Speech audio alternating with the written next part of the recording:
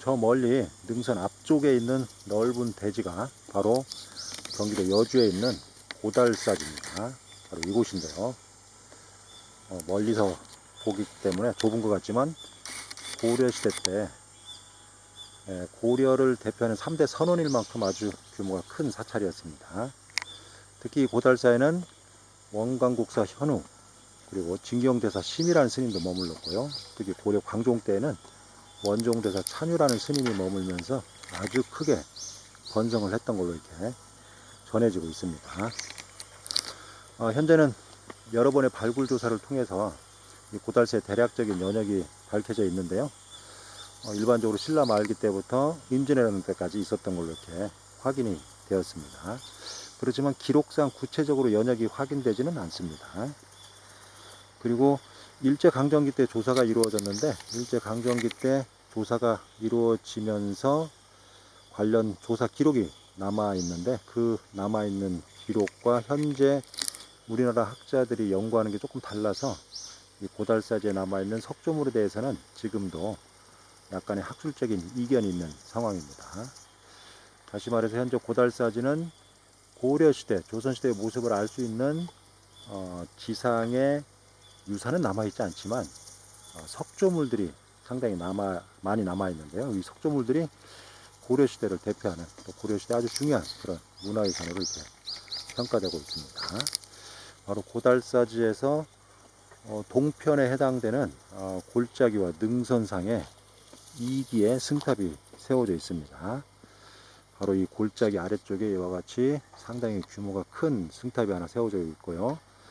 이 골짜기에 있는 이 승탑에서 오른쪽으로 한 50m 정도 올라가면 이곳에 현재 국보 4호인 고달사지 승탑이 세워져 있습니다. 이 두 개의 부도의 주인공이 누구인가에 대해서 아직까지도 약간의 논란이 되고 있습니다. 물론 지금은 현재 보는 이 부두는 원종대사 탑, 원종대사 찬유의 부두로 알려져 있고 저 이외에 있는 부두는 주인공을 알 수 없어서 고달사지 승탑이라고 호칭을 하고 있죠.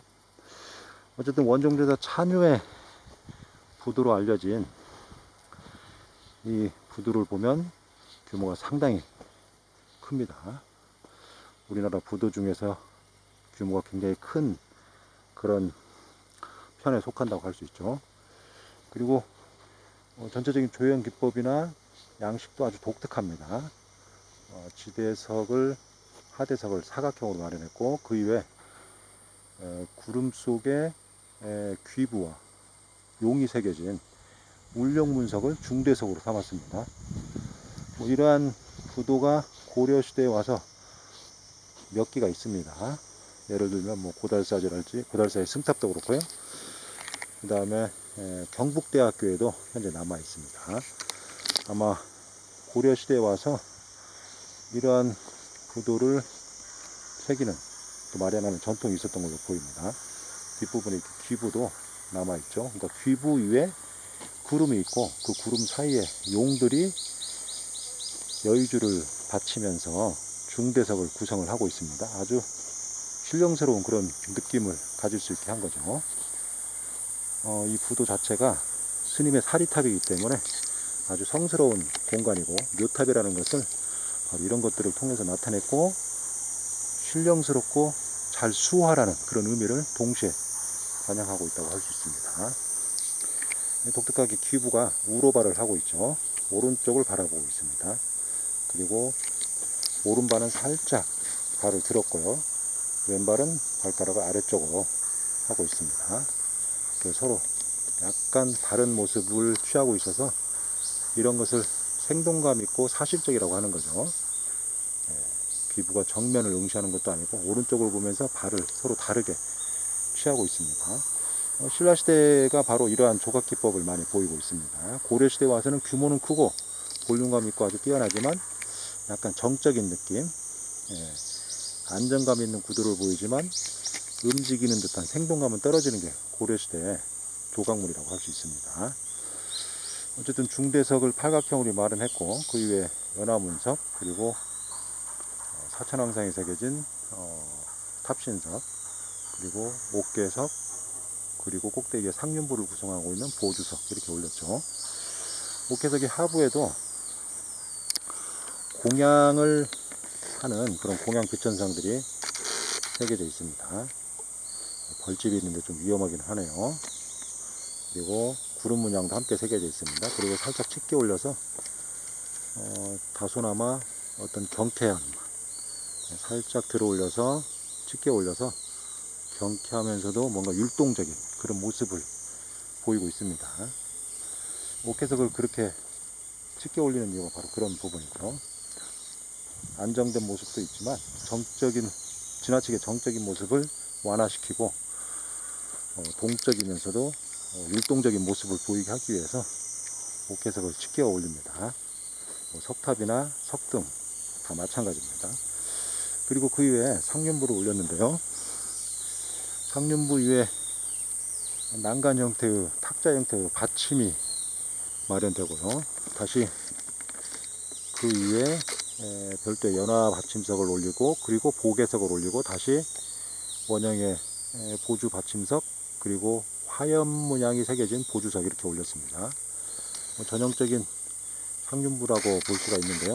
비교적 원래 모습을 잘 간직하고 있는 걸로 보입니다.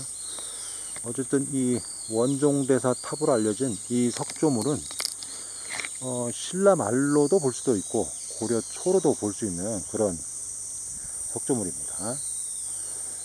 명확하게 판단하기가 힘든 그런 석조물이라고 볼 수가 있죠. 원래 신라말, 고려초, 고려말, 조선초가 그렇습니다. 그렇지만 이 부도의 어떤 연화문의 표현 기법이랄지 중대석 그리고 탑신석의 사천왕상 그리고 옥계석 하부에 있는 공양상이나 또는 구름문양 그리고 기꽃, 보개석 이런 세부적인 취석수법이나 문양을 봤을 때는 고려 초보다는 신라 말에 가깝지 않나 이렇게 생각이 됩니다.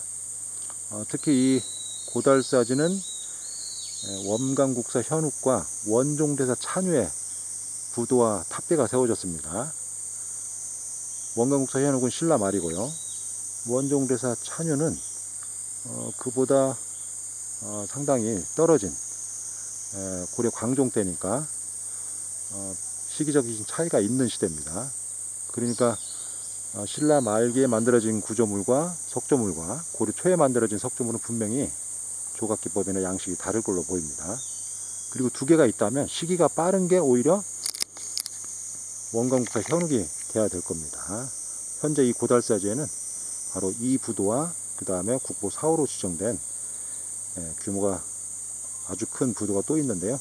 두 개의 부도만을 놓고 비교했을 때는 이 부도가 조금 더 시기가 빠르다고 할 수 있습니다. 그리고 고달사지 승탑 국보 4호인 부도는 이 부도보다는 시기가 느리다고 할 수 있습니다.